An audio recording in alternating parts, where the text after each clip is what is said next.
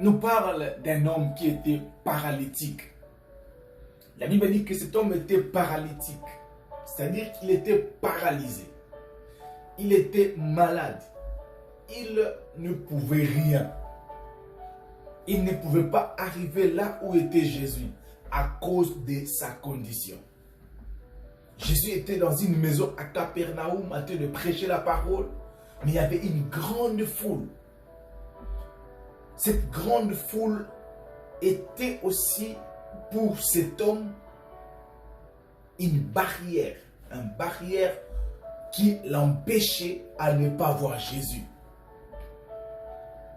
Et aujourd'hui, pour ne pas perdre le temps, qu'aujourd'hui, beaucoup de gens n'arrivent pas à voir Jésus à cause de la foule qui entoure Jésus.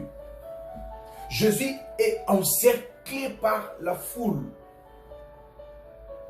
Les gens qui ont le besoin, les gens qui sont dans le besoin, qui attendent de Dieu quelque chose, ils n'arrivent pas parce que Jésus est rempli de la foule. La foule là, ils ont rempli Jésus. En même temps, ils constituent aussi une barrière pour les gens qui ont de vrais problèmes.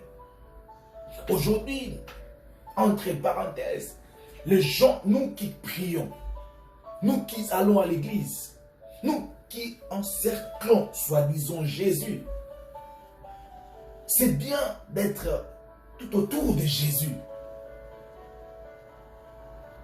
C'est bien d'entourer Jésus, rester au pied de Jésus, être dans l'atmosphère de Jésus. C'est bien, mais il ne faut pas que tu sois une barrière pour ceux-là qui ont besoin de vivre la main de Dieu. C'est bien d'aller à l'église, mais il ne faut pas que tu sois une barrière qui empêche aux autres de voir Jésus. Nous qui allons à l'église, nous qui prions, nous devons faciliter la tâche à ceux qui veulent voir Jésus. Amen. Nous qui prions, nous qui avons nos Bibles dans nos mains, nous devons faciliter la tâche aux paralytiques qui ne savent pas comment prier, qui ne savent pas comment atteindre Jésus. Nous avons la facilité de voir Jésus en face parce que nous sommes juste proches. Mais ceux-là, ils ont besoin de nous. J'aimerais parler aux chrétiens. Ce message s'adresse particulièrement aux chrétiens, aux gens qui prient. Facilitons la tâche à ceux qui ne connaissent pas encore Christ, à ceux qui n'ont pas eu l'opportunité de voir Christ et le voir aussi. Il y a quelqu'un qui ne voit pas Christ. Il y a quelqu'un qui est dans le besoin. Il a besoin de voir Christ dans sa vie. Mais il n'arrive pas parce que toi tu es là. Qu'est-ce que tu fais? Qu'est-ce que tu fais? Au lieu de leur dire que Jésus est ici, tu ne dis pas. Au lieu de les amener à Christ, tu ne les amènes pas. Comment tu peux amener quelqu'un à Christ? Premièrement, il faut lui prêcher, parler Christ à lui. Deuxièmement, il faut prier pour eux. Prier pour eux. Lorsque tu pries pour quelqu'un, tu es en train d'attirer son âme. Tu es en train d'attirer son âme au pied de Jésus, petit à petit. Mais quelqu'un que tu pries pour lui, il finira tôt ou tard à donner sa vie à Jésus. Je parle, je connais la puissance de la prière. Amen. Cet homme était paralytique. Il ne pouvait pas voir Jésus. Mais il a vu Jésus à cause de ces quatre hommes. Ces 4 hommes, ils sont venus avec lui. Ils ont vu que la foule était là. Ils ne pouvaient pas y entrer par la porte. Ils sont partis par le toit. Ils ont sauté le mur. Ils ont ouvert le toit pour jeter cet homme. Pourvu que Jésus puisse lui rencontrer. Ils ont facilité la tâche à cet homme de voir Jésus. Il y a des gens qui n'ont aucune idée de ce que Christ peut faire dans leur vie. C'est pour cela qu'ils n'arrivent pas à donner leur vie à Jésus. Mais si toi, tu rencontres ton histoire,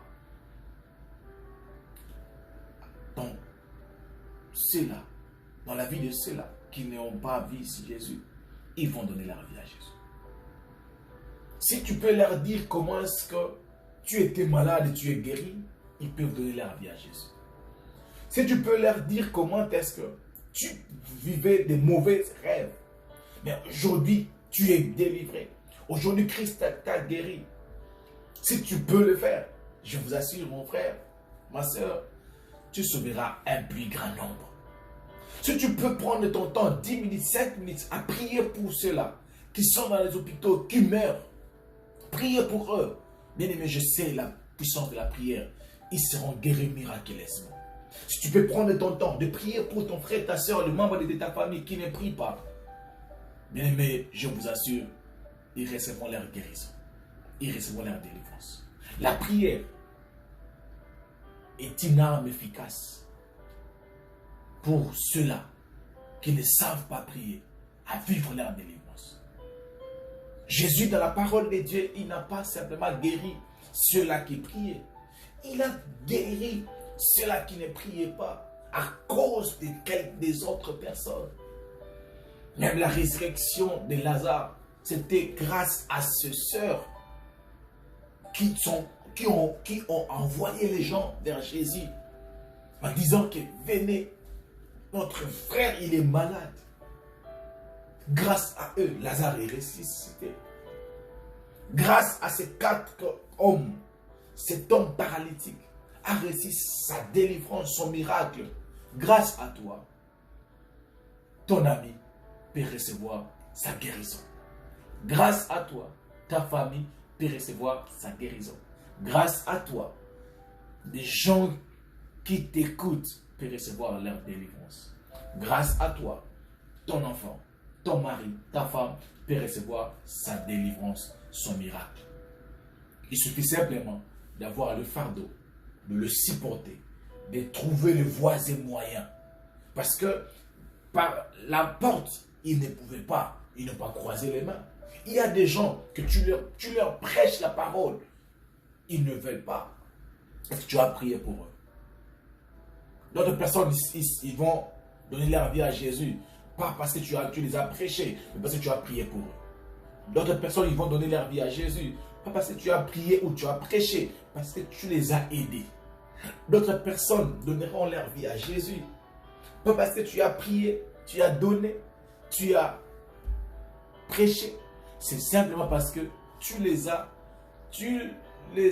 aidés spirituellement, financièrement, moralement. D'autres personnes, parce que simplement, tu étais pour eux un modèle. Que Dieu te donne la force de convaincre un plus grand nombre. Que Dieu vous donne la force d'amener à lui un plus grand nombre. Je prie pour toi ce matin, ou à ce moment que tu devrais me suivre, que la grâce de Dieu, la faveur de Dieu soit avec toi. Que l'Esprit de Dieu te donne la sagesse, l'intelligence, le vrai fardeau, l'amour et la compassion des gens. Afin que tu sois capable de les amener à Christ. Ton travail, ce n'est pas de les empêcher, mais ton travail, c'est de les amener à Christ. Que les moyens, le Saint-Esprit te donne, te facilite la tâche d'amener ces paralytiques, ces pécheurs à Jésus. Jésus a dit,